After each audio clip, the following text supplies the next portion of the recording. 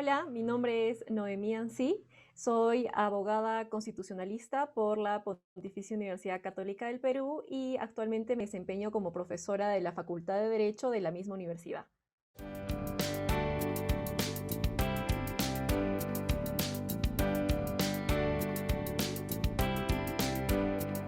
El principal efecto de esta constitucionalización tiene que ver con el poder coercitivo de los derechos fundamentales que van a funcionar ahora como normas jurídicas obligatorias, para lo cual, ¿no? Pese a la apertura que éstas tienen, y su falta de definición o indeterminación al momento de saber qué protegen o cómo exigirle al Estado el cumplimiento de estos derechos, pese a ello, estas normas sí o sí ejercen, ¿no? Esta obligatoriedad, no solamente para el Estado con los ciudadanos, sino entre los ciudadanos, ¿no? Entonces, esta constitucionalización genera que hoy en día los derechos fundamentales no tengan más una duda en que funciona como cualquier tipo de norma jurídica con todos sus efectos, y en ese sentido lo que se plantea a partir de esta constitucionalización es pensar, ¿no? Y redefinir cierto tipo de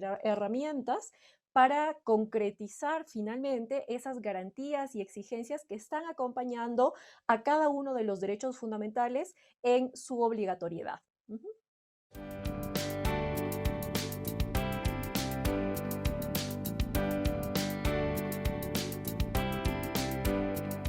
Lo que ha producido la constitucionalización, ¿no?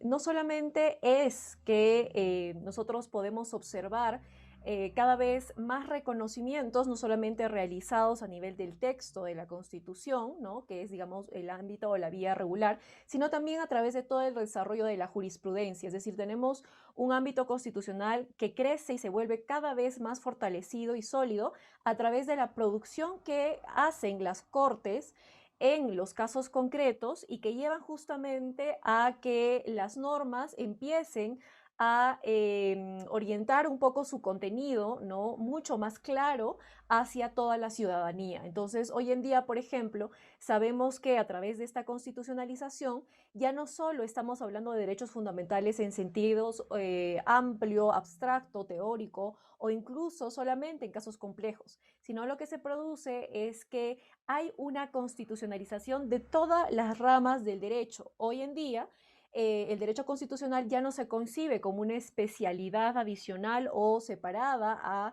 el desarrollo de las otras ramas, sino que por el contrario es transversal, ¿no? Entonces, hoy en día hablamos de la constitucionalización del derecho civil, del derecho tributario, del derecho del consumidor, etcétera, etcétera, ¿no? Lo que produce esto no es que los derechos fundamentales se encuentran en absolutamente todo y que las categorías constitucionales son las que en primacía se utilizan para resolver los casos. Digamos que eso no busca como efecto. El principal efecto es que en los casos complejos que aparecen en esas ramas del derecho, que son bastante, digamos, concretas, que ven casos concretos del día a día, ¿no? En ese tipo de casos, cuando el problema del ciudadano, ¿no? Se complejiza, lo que sucede es que el abogado, el juez y en general todos los agentes jurídicos que participan en la resolución de ese conflicto y empiezan a utilizar argumentos de corte constitucional, ¿no? Que nos ayudan un poco a acompañar una defensa mucho más sustancial y menos superficial. Entonces, es ese efecto que se ve hoy en día en el derecho peruano y en cada una de las ramas que conforman este ordenamiento.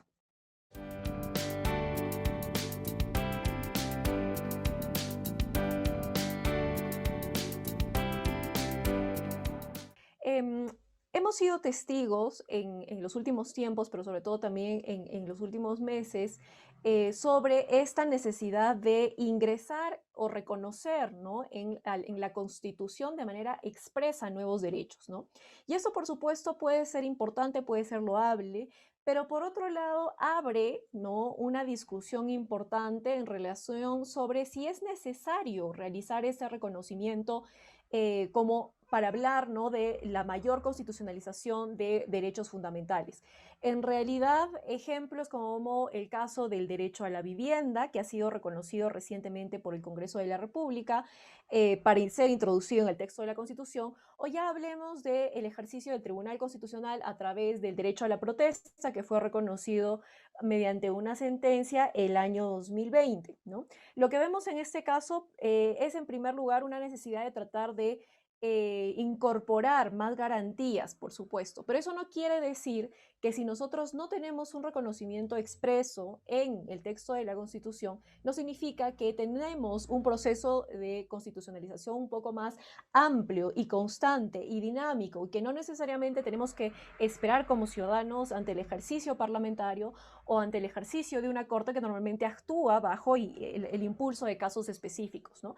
En ese sentido, considero que, digamos, o me voy hacia la posición donde yo no hablaría más sobre derechos específicos que sí o sí tienen que ser reconocidos expresamente. Al contrario, lo que deberíamos empezar a constitucionalizar son garantías concretas, porque si solo nos quedamos en el ámbito de reconocimiento del derecho, la discusión puede ser interesante, pero quizás se torne muchas veces que no tiene un efecto claro y concreto para la vida de las personas, que es un poco hacia donde debería estar orientado el derecho, ¿no? Entonces, creo yo que deberíamos concentrarnos más en constitucionalización de garantías concretas para decidir cómo, por qué vía, a través de qué exigencia concreta, ¿no? Si va a ser a través de la modificación de una política pública, modificación legal, de repente cambio presupuestal, presión de la injerencia del poder hacia el gobierno por el otro, hacia diferentes instancias del Estado, etcétera. Todo un conjunto de garantías que creo yo debería ser el eje de nuestra discusión hoy en día cuando hablamos de constitucionalización. Uh-huh.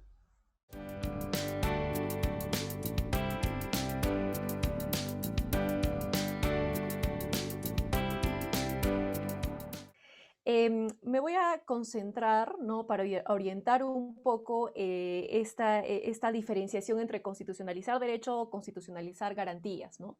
En relación con el punto del derecho a la protesta, ¿no? Porque un poco lo que se discute en relación con este derecho es la forma en que tanto a nivel de investigación, a nivel del ejercicio del uso de la fuerza, como en la policía, por ejemplo, nosotros vemos los límites o los alcances de este derecho, ¿no? Hasta qué punto una protesta puede llegar a utilizar algunos medios, ¿no?, que no necesariamente son pacíficos, o hasta qué punto se puede permitir usos no tradicionales del ejercicio de la protesta, ¿no?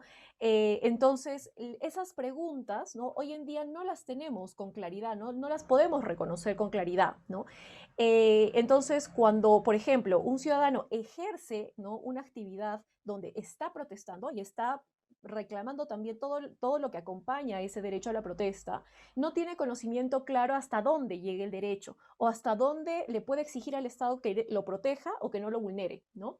Entonces, si solo nos quedamos en el espacio del reconocimiento o de la constitucionalización de un derecho fundamental, entonces es como si toda la sociedad va a estar de acuerdo con eso, con que eso debe ser reconocido. Todos estamos de acuerdo con que tenemos el derecho a protestar, o el derecho a la vivienda, o el derecho a la salud, o el derecho a la educación, ¿no?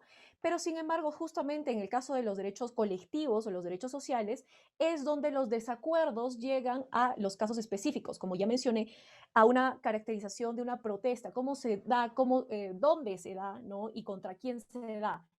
Y ese tipo de garantías, límites, alcances, no lo tenemos adecuadamente definido, por lo que creo yo deberíamos hacer un énfasis hoy en día si queremos trabajar más en constitucionalización, ¿no?